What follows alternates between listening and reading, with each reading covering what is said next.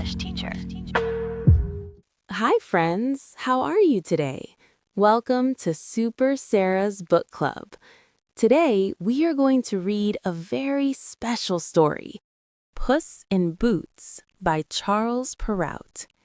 This is an adapted version for beginner English learners. Are you ready? Let's go. Good reading. A miller was very old and very tired. One day, he decided it was time to rest and let his sons take care of everything. So he divided his things between his 3 sons. He did not have many things. He only had a mill, a donkey, and a cat. Everything was simple, so he did not write a will.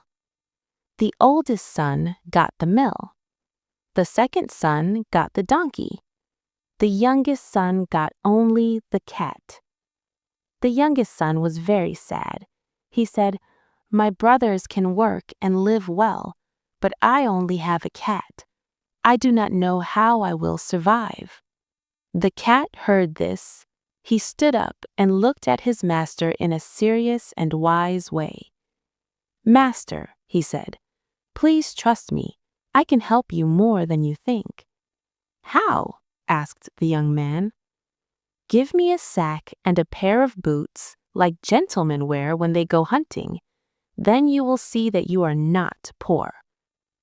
The young man was surprised because cats do not speak, but he remembered that his cat was very clever. The cat had always found ways to solve problems, so he decided to trust him. When the cat got his boots, he put them on proudly. He placed the sack over his shoulder and walked to a place where many rabbits lived. He put bran and lettuce inside the sack and lay very still beside it.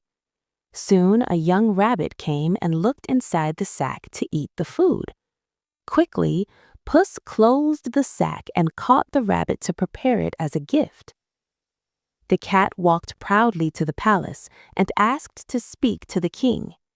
He bowed low and said, "Your Majesty, my master, the Marquis of Carabas, sends you this beautiful rabbit from his land."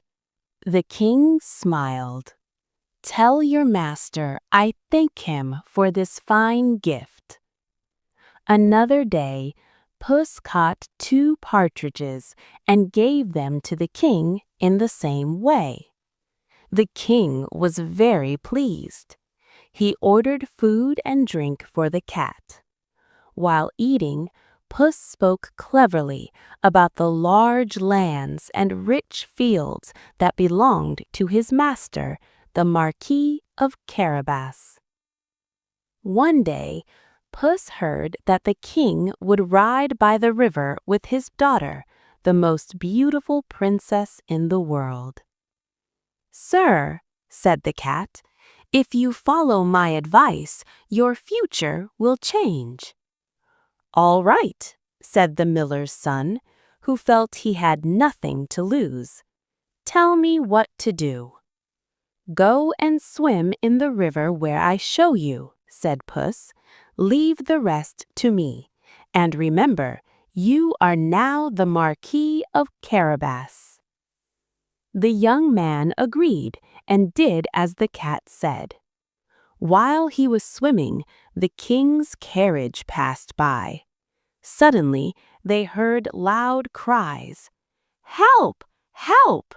The Marquis of Carabas needs help!" The king looked out and saw the cat.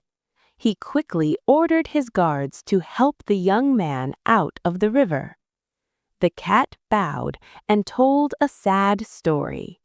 He said that while his master was swimming, thieves had taken his clothes. Now he had nothing to wear before the king and the princess.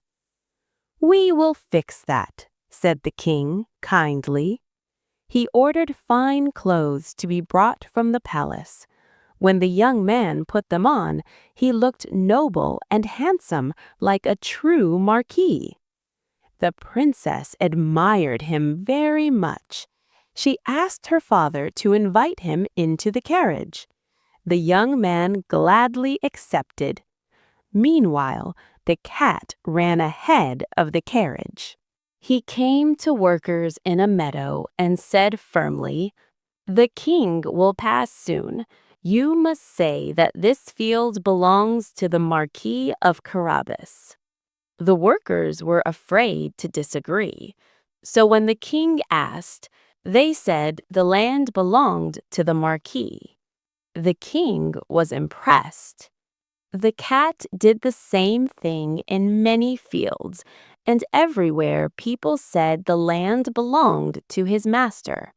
The king was amazed at the great estate of the Marquis of Carabas. At last, the cat arrived at a great castle. In this castle lived a powerful ogre. All the land around belonged to him. People feared him because of his great power. The cat bravely went to the castle and asked to meet the owner. When the ogre came to the door, the cat said politely, "Sir, I have heard that you can change yourself into any animal." "That is true," said the ogre proudly. "I can become a lion." In a moment, he became a lion. The cat was very frightened and quickly climbed to the roof. After some time, the ogre returned to his normal form. The cat came down carefully.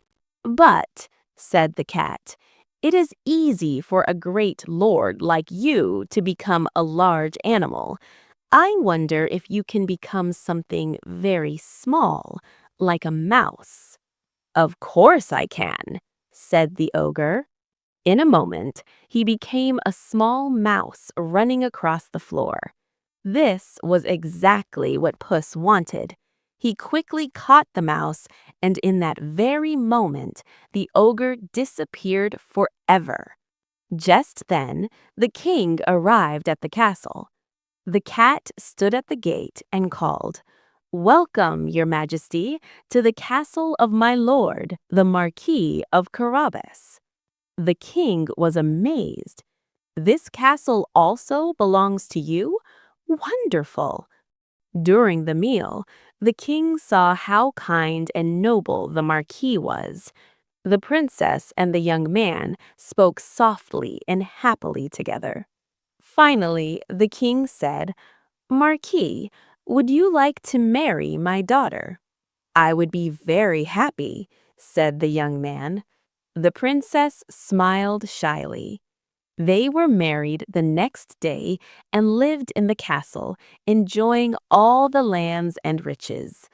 As for Puss in Boots, he became a great lord. He lived comfortably and happily, and he was respected by everyone. And so, through cleverness and courage, the miller's son found happiness and a new life. The end. Thank you so much for watching. I hope you enjoyed it. Don't forget to like the video and subscribe to the channel.